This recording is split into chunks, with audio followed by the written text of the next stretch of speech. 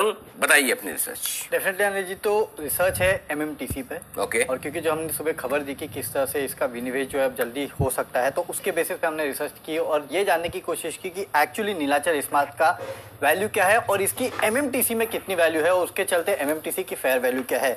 देखिए, नीलाचल इस्पात का जो हिस्सा बेचा जा रहा है वो करीब 10 से 12 हज़ार करोड़ के आसपास बेचा जा रहा है और माना जा रहा है कि 12 हज़ार करोड़ के आसपास ये बिक्री जो है वो हो जाएगी। अब इसमें नीलाचल इस्पात का करीब 49.78% के आसपास का हिस्सा है, यानी कि 12 हज़ार करोड़ में अगर ये हिस्सा बिकता है तो एमएमटीसी को मिलेंगे करीब 6 हज़ार करोड़ के आसपास के। अब इस 6 हज़ार करोड़ का एमएमटीसी क्या करेगा? एक बात है कि ये डिविडेंड दे सकता है, लेकिन इन्होंने अपने एनुअल रिपोर्ट में कहा था कि हम जो पैसा मिलेगा उसका कुछ इस्तेमाल जो है वो अपने कर्ज को कम करने में भी करेंगे। अब एमएमटीसी पे अगर आप कर्ज देखेंगे, हालांकि इन्होंने पिछले 2 क्वार्टर के रिजल्ट्स नहीं दिए, लेकिन उसके पहले अगर कर्ज देखेंगे तो वो आता है करीब 2400 करोड़ के आसपास का। अगर इन्होंने 2400 करोड़ के आसपास का कर्ज चुका भी दिया तो भी कंपनी के पास बचेंगे करीब 3600 करोड़ के आसपास के। अब इनकी वैल्यू अगर आप निकालें, अगर पूरा का पूरा 6000 करोड़ अगर ये कंपनी डिविडेंड देती है तो प्रति शेयर जो वैल्यू निकल के आती है वो है 40 रुपये आपको डिविडेंड मिल सकता है। अगर इन्होंने कर्ज को पूरा का पूरा भर दिया और उसके बाद जो पैसे बचे उसका डिविडेंड दिया तो डिविडेंड निकल के आता है 24 रुपये प्रति शेयर का।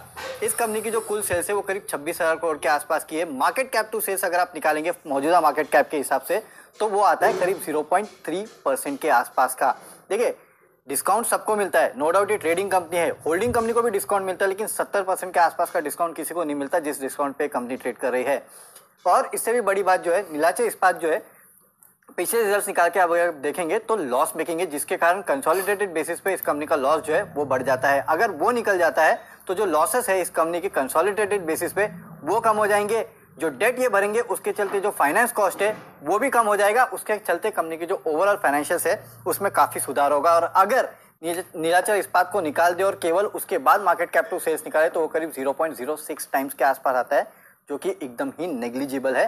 इसके लिए हम कह रहे हैं डिविडेंड आएगा और यहाँ से अगर डिविडेंड और इस कंपनी की दोनों की वैल्यू निकाली जाए तो वो आती है 80 से 100 रुपए की। अब 80 से 100 रुपए क्यों अनिल जी, वो भी मैं बता देता हूँ। 100 रुपए इसलिए क्योंकि 40 रुपए का आपका डिविडेंड आएगा और 50-60 रुपए के आसपास की इस कंपनी की फेयर वैल्यू है।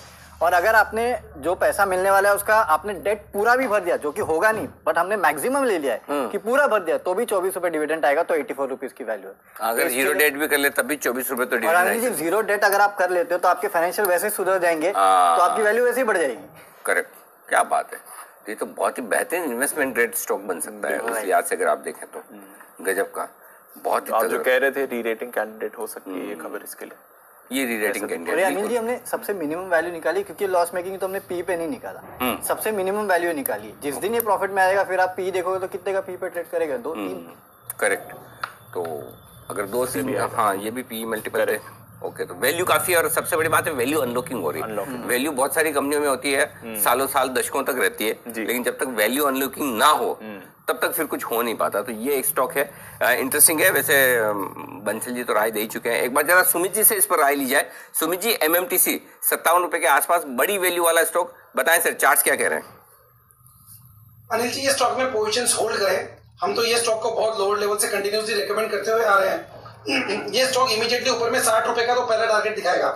60 रुपए के ऊपर एक बार स्टॉक सस्टेन किया तो 75 रुपए से लेकर 80 रुपए तक का मूव आने वाले दिनों में ऊपर में एमएमटीसी में देखने को मिल सकते हैं। बहुत लंबे टाइम के बाद स्टॉक के अंदर एक अच्छा न्यूज आया है, तो ये स्टॉक यहाँ से बढ़िया मूव ऊपर की तरफ दिखाना चाहिए। 60 रुपए के बाद 75 से 80 रुपए तक के टारगेट जल्दी एमएमटीसी में देखने को मिलेंगे।